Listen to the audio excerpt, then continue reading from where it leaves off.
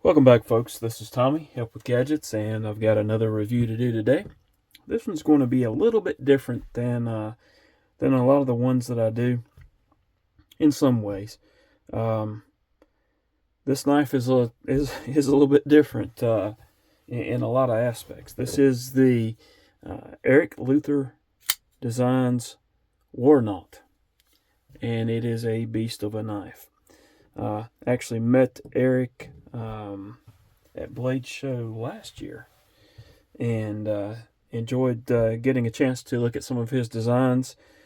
Unfortunately, he passed away in October of 2024, and this is March of 2025. This knife is on loan to me from Karco. He's graciously allowed me to carry and use and disassemble and review this knife, so I'm very appreciative of that.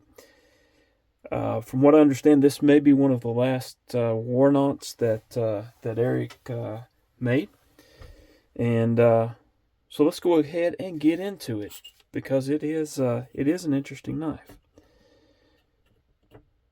The blade length is, as you can see there, depending on where you go to where you want to measure it to, somewhere around 3 3/4 to 4 inches. Overall length is almost a whopping 9 inches.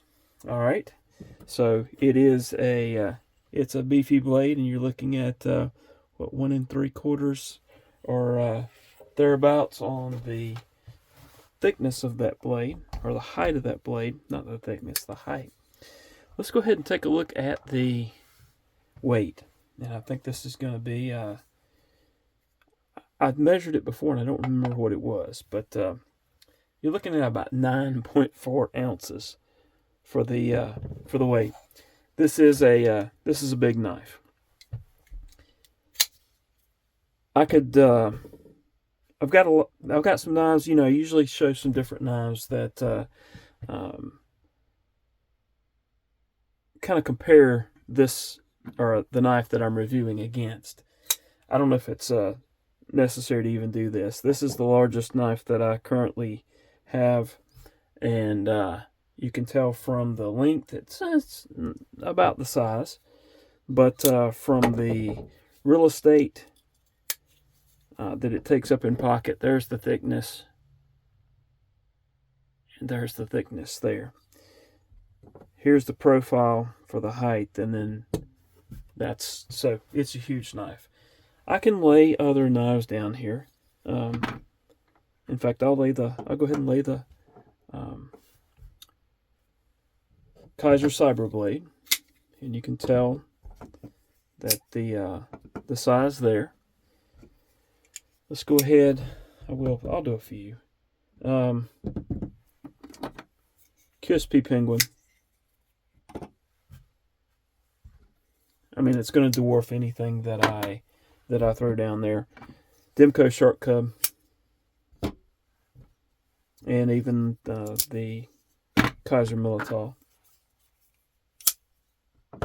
Okay, thickness, probably the thickest knife that I have right near me is the MSI, and you're talking, it's a chunk of a knife. So I think that'll do it for that sort of thing. It does have a lanyard hole here on the back, and if that's something that you like, obviously these knives are not probably won't be available again unless somebody else gets that design and uses it. But you can find these on the secondary sometimes. Jimping, not really any jimping on this knife. I'll just kind of show this close up as we're looking at it. Of course, the opening methods, you can use that fuller and easily flick this knife open. It also has a flipper, which works great. my favorite method, of course, is using that reverse flick. So that's the preferred method in my opinion. The price, from what I understand, the price on this was about $900 new, which is, in my opinion, very reasonable for the craftsmanship, the materials that were used. Detent, really good. Lockup, you can see it there. I actually disassembled and cleaned this knife last night. There is no blade play up and down, side to side, none of that stuff. The blade material, this is a stone wash, and it may not have come that way. Karco may have modified it, but the blade material is CPM 154, and these are ironwood scales with the titanium frames. This is a frame lock. You can kind of see the maker's mark right there in that relief of the lock bar. Lock bar access is very good. Lock up, I may not have shown that, I may have, but there's lock up, and again access, scalloped here, and you can easily get your finger in there to allow this blade to hydraulically close. So in hand, this is a comfortable knife, but it's a very thick knife, contoured well. It has a forward finger choil that, I mean, it works. It fits really well, and it's very comfortable in hand. It's an awesome knife. If I had the funds to get one of these, I probably would. It's that good. In pocket, well, we can take a look at that. But as I said, it takes up some room. That's up against the seam, and that's where the knife's going to be. So, very cool pocket clip. Just slides in and out of pocket well. You can see the ramp there. So just a well done knife, even though it's not really a knife that's feasible to carry. Normally I say something about being able to reach in past this knife. If you've got this knife in your pocket, it's probably the only thing that's in that pocket.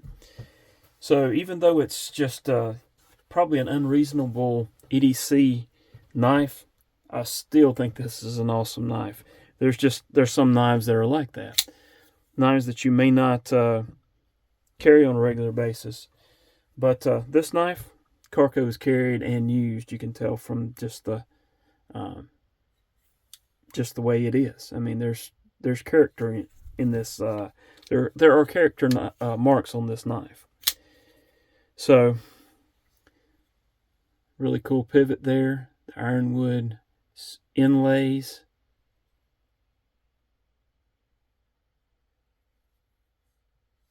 Just kind of showing some of this